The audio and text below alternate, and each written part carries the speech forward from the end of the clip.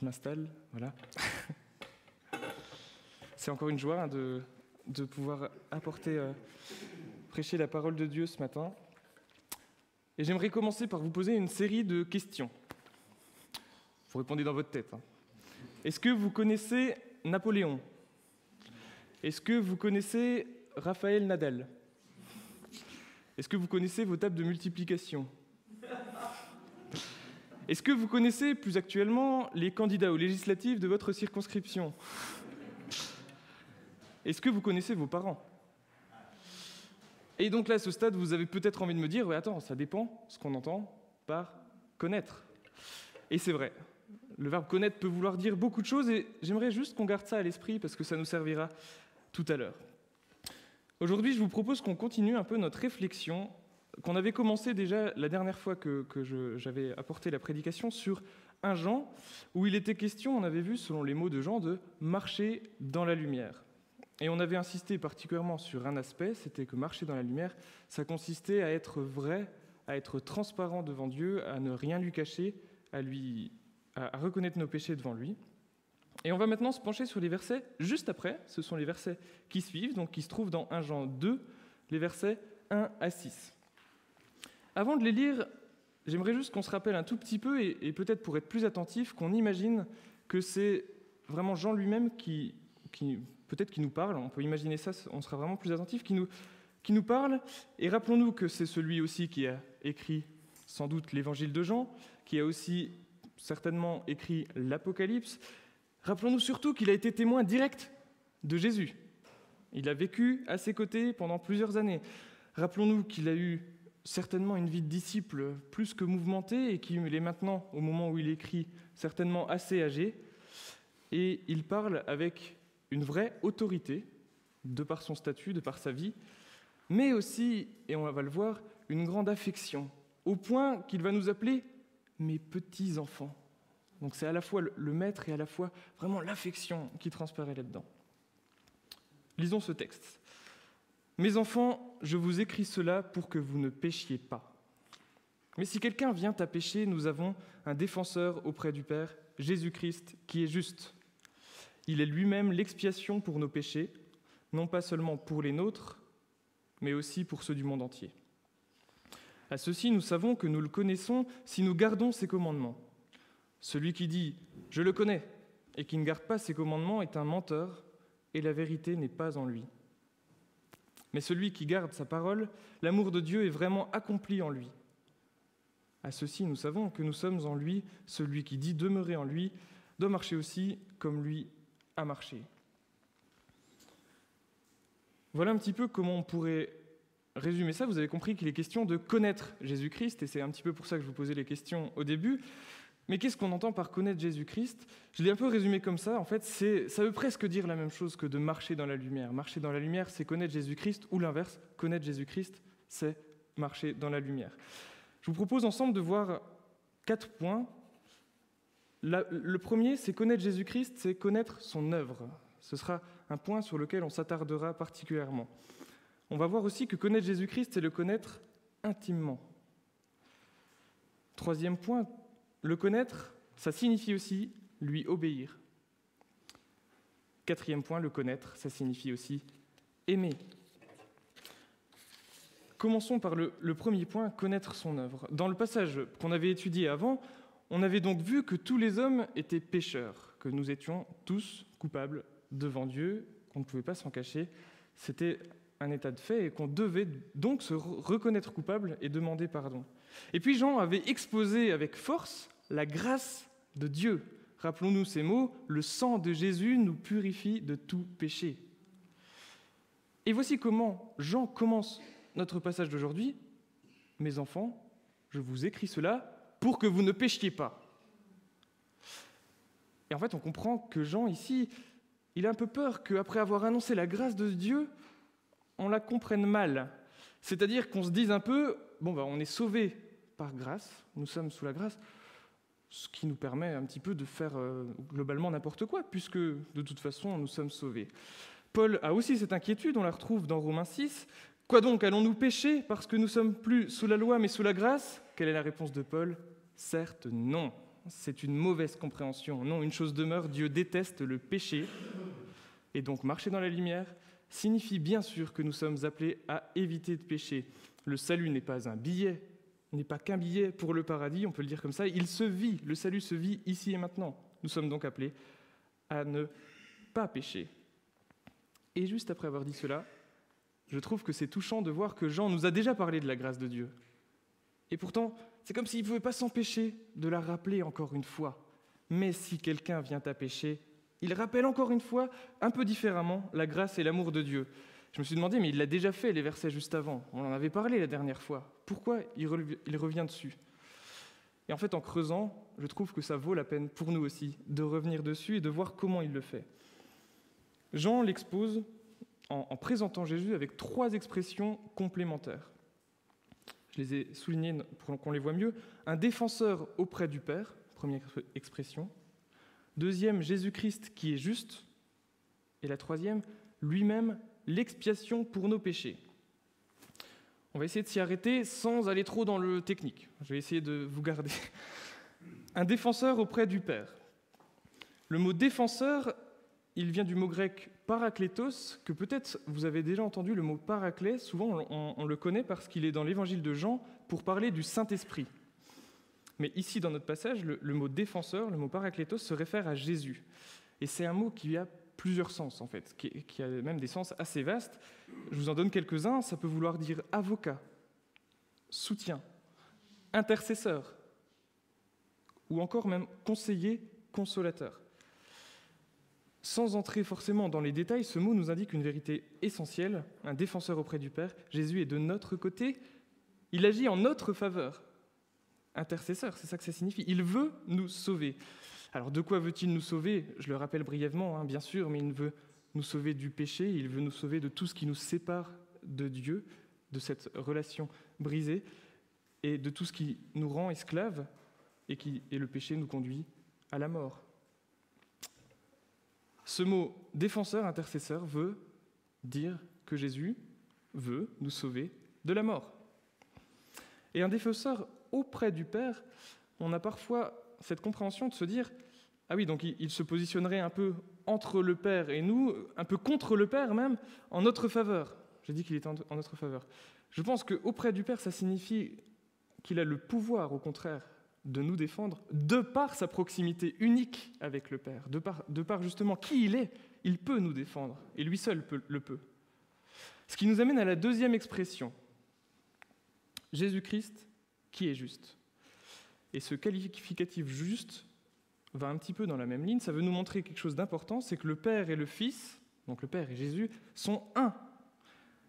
Ils ont la même justice, le même projet, la même volonté, le même dessein pour l'humanité.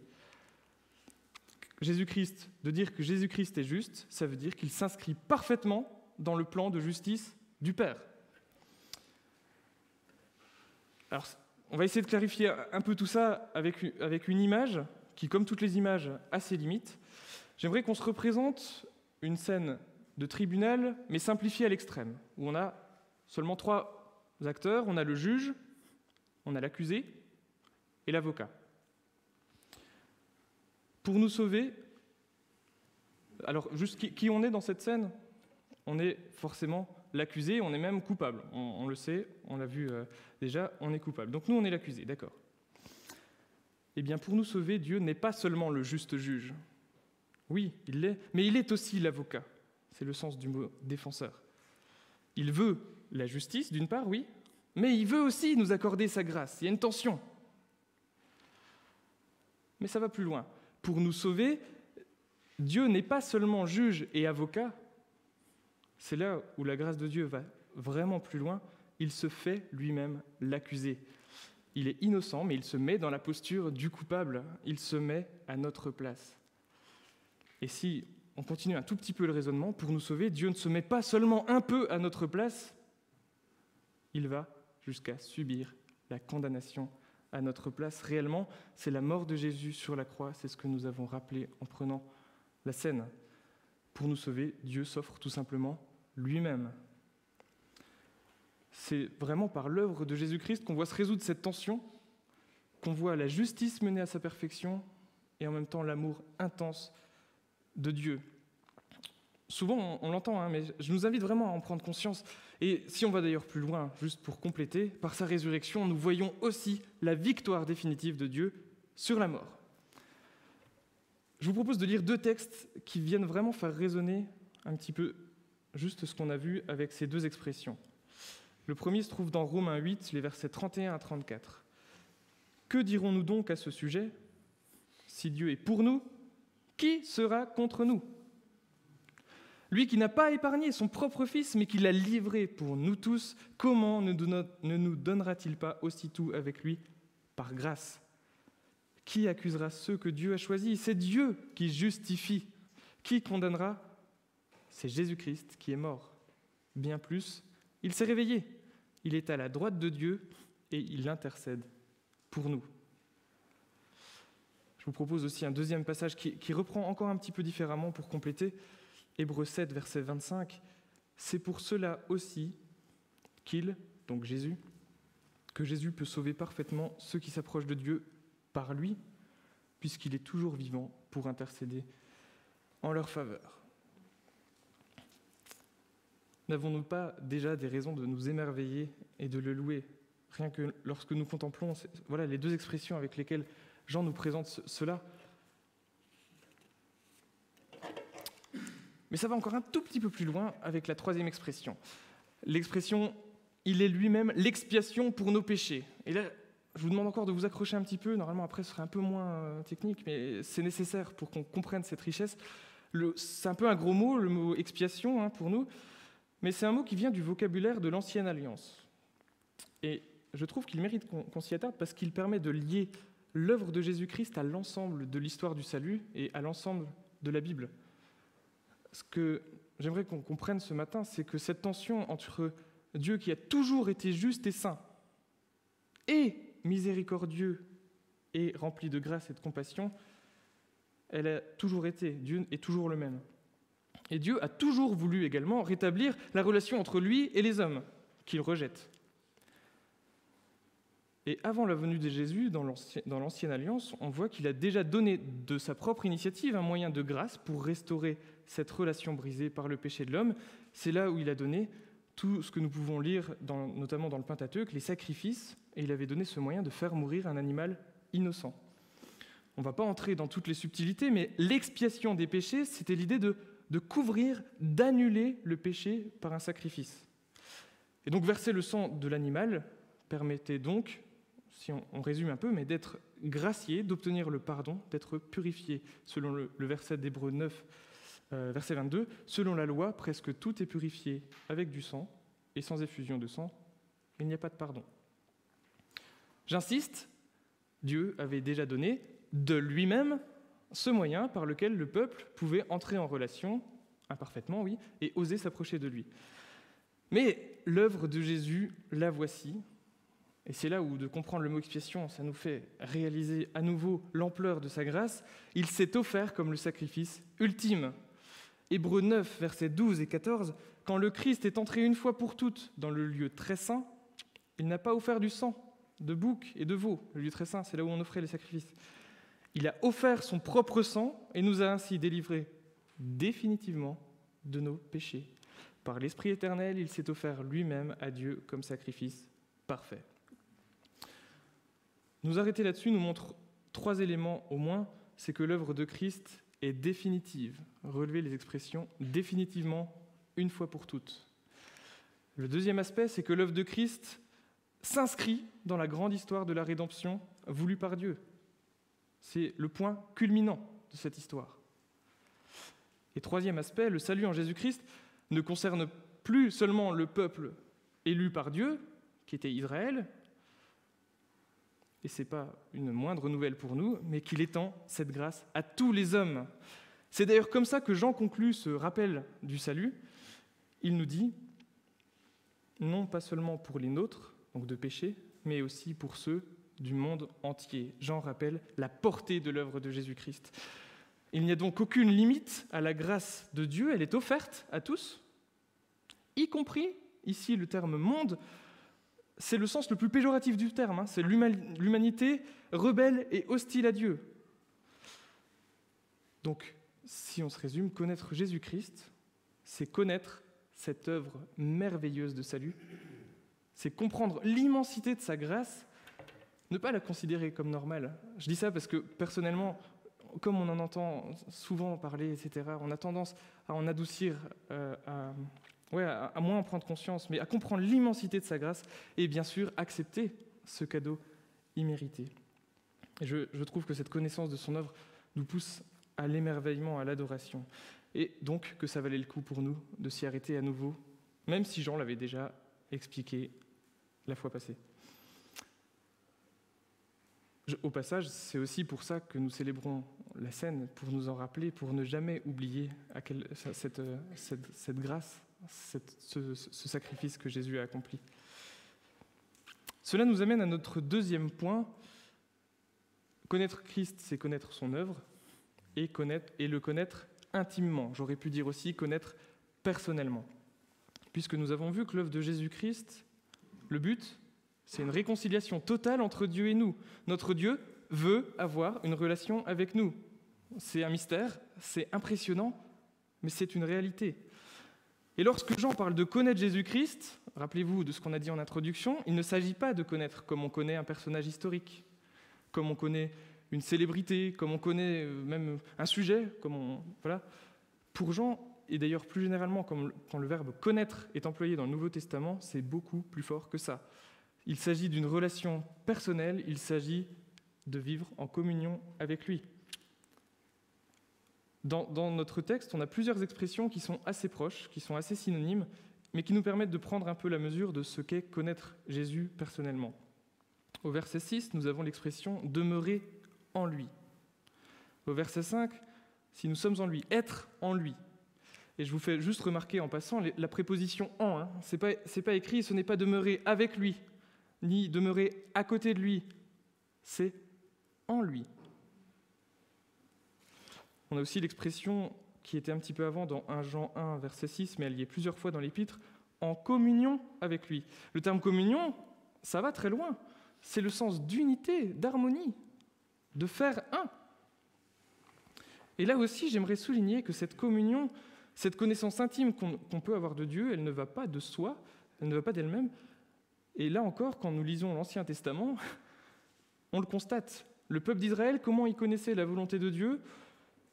Par les ancêtres, par la loi, par certaines personnes particulières, les prophètes. Le peuple d'Israël, comment il accédait à la présence de Dieu ? C'était difficile. Si vous lisez Lévitique, comme avec quelques frères, ça nous est arrivé récemment, vous allez voir les nombreux rituels, les précautions qu'il fallait faire pour entrer dans le lieu très saint, la tente de la rencontre, seul le grand prêtre y entrait, une seule fois par an. Enfin, on n'entrait pas en présence de Dieu comme ça. Mais, grâce à cette réconciliation accomplie par Jésus, grâce précisément à ce pont qu'il établit entre Dieu et nous, notre Dieu s'est fait on ne peut plus proche, au point qu'il nous change de l'intérieur par son esprit qui habite en nous. Nous pouvons nous laisser transformer par lui et lui adresser évidemment, comme nous l'avons fait aussi ce matin, toutes nos demandes, toutes nos prières dans la plus grande intimité. N'est-ce pas une nouvelle extraordinaire ? Notre Dieu veut vivre en nous. C'est aussi d'ailleurs la fête de la Pentecôte, quand il nous a donné son esprit. Notre Dieu veut vivre en nous, à nous de le laisser faire. Et à nous de le laisser faire, ça nous conduit à notre troisième point, c'est que le connaître, ça signifie lui obéir. Jean indique que connaître Christ, ça signifie lui obéir. Et c'est intéressant de voir qu'il le présente un peu comme un test pour savoir si oui ou non on peut dire « je le connais ». À ceci, nous savons que nous le connaissons, 1 Jean 2, versets 3 et 4, si nous gardons ses commandements. Celui qui dit « je le connais » et qui ne garde pas ses commandements est un menteur et la vérité n'est pas en lui. C'est un petit peu comme s'il présentait l'obéissance à ses commandements comme un critère d'authenticité de notre foi. C'est pour nous, je trouve, un enseignement fondamental, c'est qu'il ne s'agit pas simplement de dire avec notre bouche quelque chose. L'appartenance à Christ est une relation.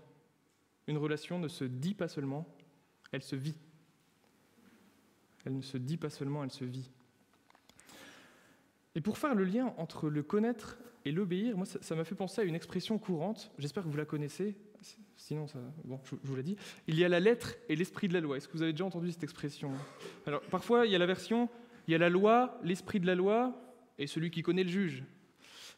Juste pour situer cette expression dans la populaire, souvent on l'utilise de la pire des manières. C'est pour justifier la corruption, en fait. Par exemple, vous êtes à 150 sur l'autoroute, vous êtes arrêté par le gendarme, et il se trouve que vous le connaissez. Vous lui dites « Oui, oh, on se connaît. » Puis après tout, il y a la loi, il y a la limitation, il y a l'esprit de la loi, je mettais en danger personne, et puis on se connaît. Vous voyez l'idée? C'est une expression qui est plutôt... En fait, plus on est proche de celui qui fait appliquer la loi, plus on a de bonnes raisons d'avoir de la souplesse avec la loi. Et je trouve intéressant de reprendre cette expression parce que dans une perspective biblique, la logique est complètement inversée. Plus on se rapproche du juge, donc du législateur, donc de notre Seigneur, et on se rend compte que plus on a de bonnes raisons de lui obéir joyeusement. Je vous propose de retourner un peu cette expression pour mieux comprendre. Il y a la loi. Dans une perspective biblique, c'est celle donnée par Dieu à son peuple, condensée dans les 10 commandements. Il y a l'esprit de la loi. C'est celui que Jésus rappelle à de nombreuses reprises dans son enseignement. Par exemple, dans le Sermon sur la montagne, quand Jésus regarde la loi et nous aide à voir l'esprit de la loi, précisément. Et puis, il y a ceux qui connaissent le juge, vous l'avez compris, ultimement, ceux qui connaissent Christ. Et donc, si on reprend ces 3 éléments, obéir à la loi, c'est respecter scrupuleusement la Torah. C'est l'attitude légaliste, c'est celle des pharisiens au temps de Jésus. Leur but, c'était de respecter scrupuleusement la moindre virgule de leur compréhension de la loi mosaïque. C'était une obéissance littérale. Mais que fait Jésus par rapport à cette attitude? Il nous dit que notre justice dépasse celle des scribes et des pharisiens. Nous sommes donc appelés à obéir à l'esprit de la loi, si on poursuit l'image. Et pour nous ici, obéir à l'esprit de la loi, c'est certainement pas la contourner pour l'enfreindre. Attention, c'est pas ça que je veux dire. Et Jésus nous dit, c'est en fait aller beaucoup plus loin. C'est aller beaucoup plus loin que juste la loi. C'est ce que Jésus nous demande de faire. C'est les fameux, vous avez appris qu'il a été dit, par exemple, œil pour œil et dent pour dent, mais moi je vous dis de ne pas résister aux méchants, etc. Si je devais le résumer, c'est obéir à la loi, oui, mais dans l'amour. Pour prendre les exemples que l'on voit lorsqu'on regarde Jésus, c'est pratiquer la justice, oui, mais d'abord avec amour. C'est venir en aide à son prochain, même le jour du sabbat. C'est pratiquer premièrement la réconciliation, avant les offrandes et les autres rituels. Et peut-être pour le dire autrement, si vous me permettez un petit jeu de mots, obéir à l'esprit de la loi, c'est en fait obéir animé par l'esprit, avec un grand E, animé par l'Esprit Saint. C'est obéir en étant animé par cet esprit donné à la Pentecôte, cet esprit de Dieu qui habite en nous. Et donc, ultimement, on a quand même aussi connaître le juge. Pour nous, en pratique, c'est la même chose qu'obéir à l'esprit de la loi, bien sûr, mais ça change surtout la raison d'obéir. Ça change où va notre regard lorsqu'on connaît pour nous Christ. Et j'aimerais ici peut-être parler d'une image qui était employée par les pères de l'Église pour parler de l'obéissance. Ils distinguaient 3 types d'obéissance. Ils distinguaient l'obéissance de l'esclave. Pourquoi un esclave obéit-il? Par obligation, par contrainte, parce qu'il est esclave, par obligation. Il y avait aussi l'obéissance du mercenaire. Un mercenaire, c'est quoi? C'est quelqu'un qui fait quelque chose en vue d'obtenir une récompense, en vue d'obtenir un salaire, de l'argent. Donc, j'obéis en vue d'obtenir quelque chose. Vous avez compris, notre obéissance ne ressemble pas à celle de l'esclave, parce que nous n'agissons pas par obligation. L'obéissance dont nous parlons n'est pas celle du mercenaire, parce que nous n'obéissons pas en vue d'obtenir une quelconque rétribution. L'obéissance, pour nous, c'est le 3e point. Elle est plutôt comparable à l'obéissance de l'enfant. Parce que, pourquoi un enfant obéit-il à son père? Elle est fondée sur quoi, cette obéissance? Elle est précisément fondée sur le lien d'amour qui les unit, le Père et lui. Nous agissons, nous obéissons par amour pour Christ. Parce qu'il nous a montré son amour et sa grâce infinie. On agit en réponse à cette grâce. Et ça, c'est possible, allons plus loin, c'est possible parce que le Christ vit en nous. Et c'est l'Esprit Saint, c'est lui qui produit cet élan d'obéissance. Rappelons-nous que ce n'est pas parce que nous lui obéissons que nous pouvons être en sa présence. Ce n'est pas parce que nous lui obéissons que nous pouvons être en sa présence. C'est parce que Jésus-Christ nous justifie que nous pouvons être en sa présence et donc que nous lui obéissons. Je le répète, c'est parce que Jésus-Christ nous justifie que nous pouvons être en sa présence et donc que nous lui obéissons. Dans les versets 3 et 4, Jean utilise plusieurs fois le mot « garder ». Garder ses commandements, garder sa parole. Et ce verbe « garder » peut être traduit par « observer » ou tout simplement par « obéir ». Mais je voudrais simplement m'arrêter sur ce terme « garder » que je trouve intéressant pour nous à méditer. Pensons à l'image de garder fort contre soi toutes les paroles de notre Seigneur, comme un bien précieux. Et dans le mot « garder », il y a aussi l'idée de temps, de rester fidèle toute notre vie. Si parfois on doit faire le tri, on réfléchit à ce qu'on doit garder. Donc pour nous, dans nos vies, si on doit faire du tri dans nos vies, voilà ce qu'il nous faut garder. Ces paroles, ces commandements. On retrouve aussi cette idée de marche. On marche dans la lumière, sur la durée, sur le chemin, progressivement, en gardant ces paroles. Et justement, pour parler d'obéissance, Jean, d'ailleurs, utilise à nouveau cette image de la marche à la suite de Jésus-Christ. Il nous dit au verset 6, « À ceci, nous savons que nous sommes en lui. Celui qui dit demeurer en lui doit marcher aussi comme lui a marché. » Marcher comme Jésus a marché, c'est-à-dire vivre comme Jésus a vécu. Nous sommes appelés à marcher dans les pas de Jésus. Rappelons-nous que c'est Jean qui écrit. Il a été témoin oculaire de Jésus, il l'a vu vivre. Donc pour lui, c'était évident, il faut marcher comme Jésus a marché. C'était son exemple parfait. Il prenait non seulement les enseignements de Jésus dans sa vie, mais il le prenait vraiment, son attitude comme exemple. Et nous pouvons être reconnaissants d'avoir les évangiles qui nous renseignent aussi sur l'attitude de Jésus. Jésus incarne son enseignement par sa vie.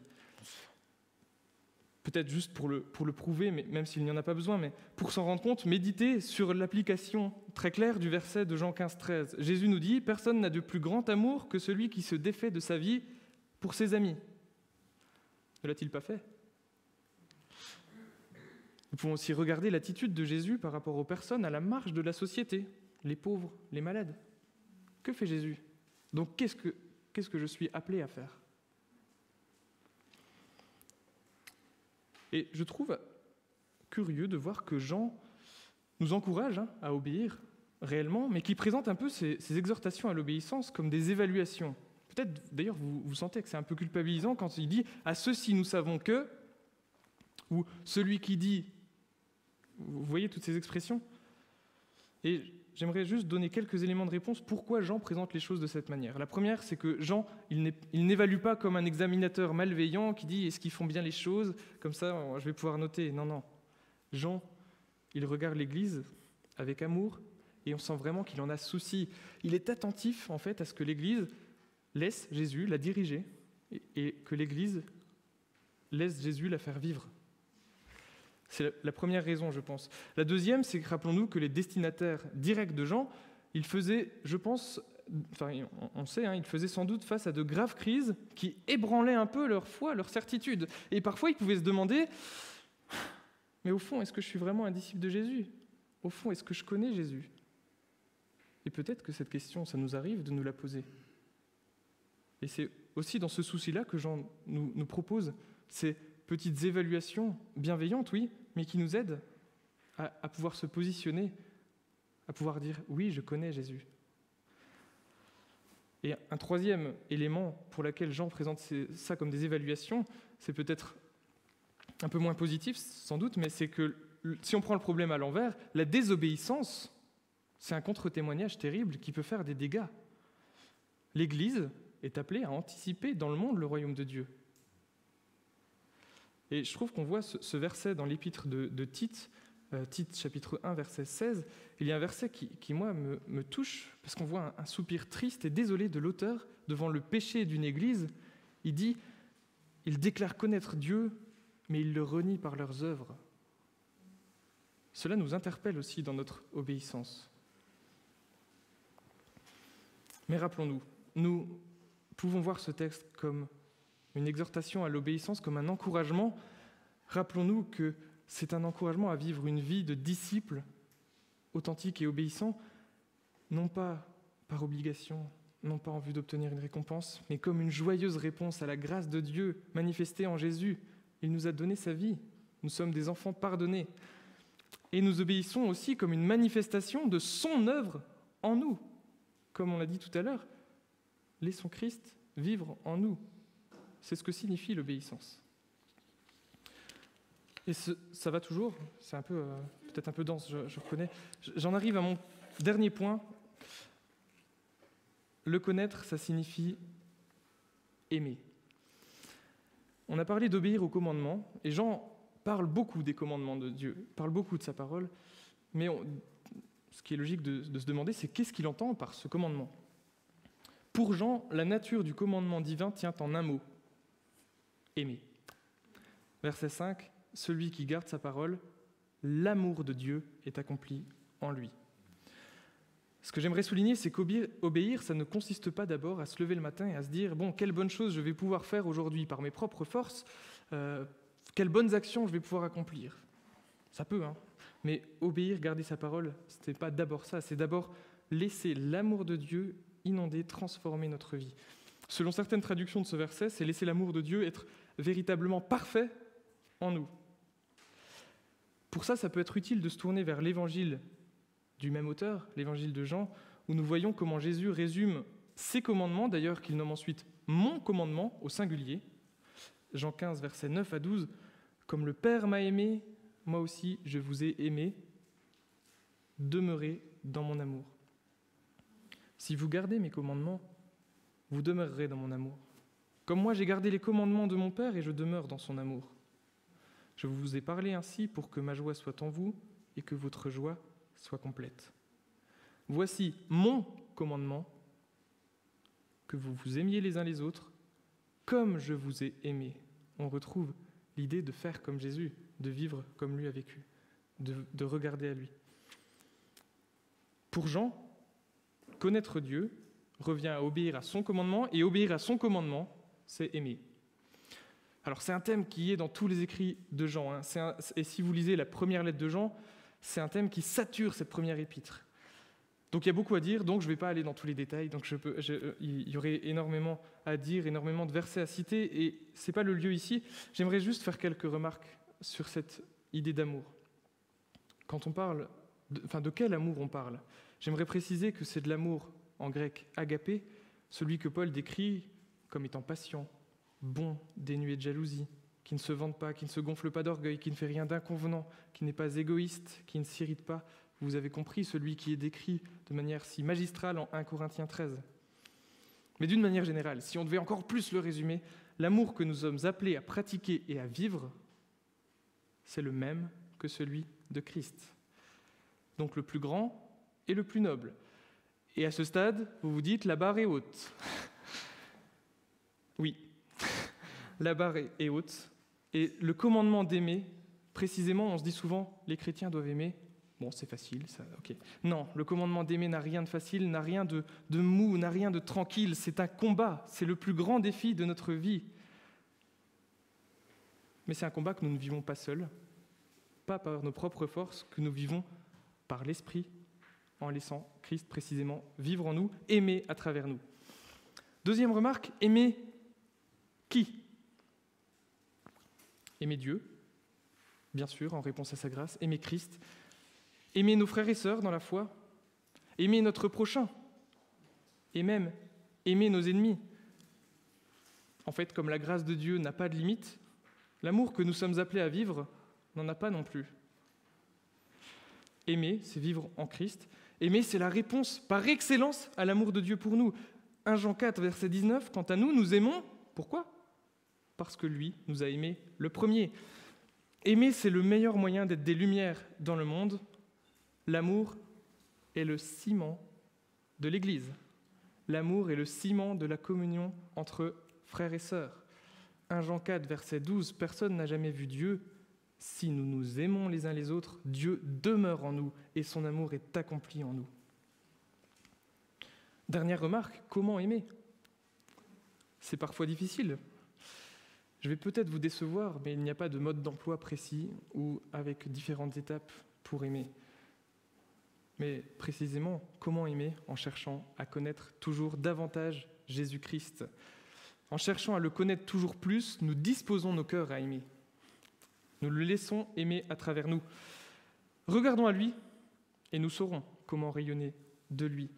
Personnellement, je constate que dans ma vie, les moments où je prends beaucoup de temps à prier, à lire la parole, à la méditer, à le louer, ce sont immanquablement les moments où je montre le plus d'amour autour de moi. Et mes proches me le disent parfois, ou l'inverse. Mes proches me disent, moi en ce moment, c'est un peu pénible, c'est les moments où je m'assèche, où je ne lis plus suffisamment, où je ne prie plus suffisamment, où je ne cherche plus suffisamment à connaître Christ. Retenons ce cercle vertueux. Plus je lis la parole, plus je prie, première étape, plus j'aurai soif de lire la parole et plus j'aurai soif de prier, c'est automatique. Et plus j'aurai une relation profonde avec Dieu, et plus je serai capable d'aimer. Un autre cercle vertueux qui veut dire la même chose, plus je connaîtrai Jésus, plus j'aurai envie, plus j'aurai soif de le connaître. Et plus je le laisserai vivre en moi, et plus je serai capable d'aimer.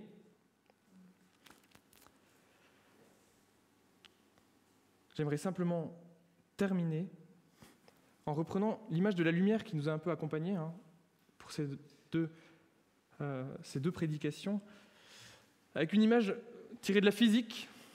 Vous aimez la physique, peut-être? Ouais. C'est assez simple, normalement. Un objet qui reçoit la lumière et qui la diffuse en physique, ça s'appelle un objet diffusant.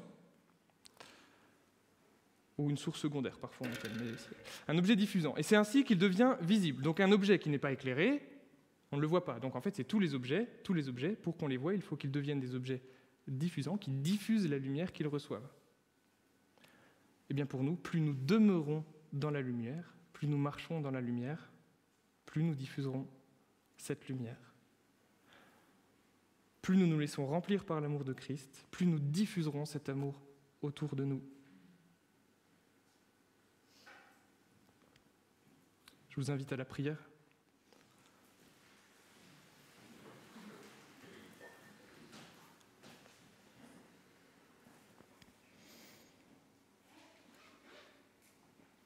Seigneur, nous voulons mieux te connaître, parce que nous voyons en toi ton œuvre de salut, de grâce, que parfois nous peinons à comprendre, nous peinons à en mesurer l'immensité, que le Dieu 3 fois saint ait subi la condamnation à notre place, nous ait sauvés en donnant sa vie. Seigneur, aide-nous à regarder toujours plus souvent à ta grâce envers nous, à ton amour pour nous. Et Seigneur, je te prie que, en te laissant vivre en nous, en te connaissant davantage, plus intimement, en te laissant, transformer notre vie, nous puissions davantage aimer, davantage t'obéir, davantage te refléter, Seigneur. C'est ma prière pour ton Église, qu'elle puisse te laisser vivre en elle, que ton amour puisse se voir, puisse se diffuser. Oui, Seigneur, nous avons soif de toi, nous avons soif de mieux te connaître. Aide-nous à entretenir sur la durée cette relation avec toi. Parce qu'un jour, Seigneur, nous te verrons face à face. Un jour, nous serons en parfaite communion avec toi. Et aide-nous, Seigneur, à entretenir cette communion que nous avons le privilège d'avoir déjà sur cette terre. Seigneur, que ton amour nous transforme, que ton amour nous inonde et que nous continuions, Seigneur, par ta grâce, à marcher, non pas par nos propres forces, mais à marcher dans ta lumière, dans la lumière qui vient de toi. Ô notre Père, ô notre Sauveur, à toi la gloire. Amen.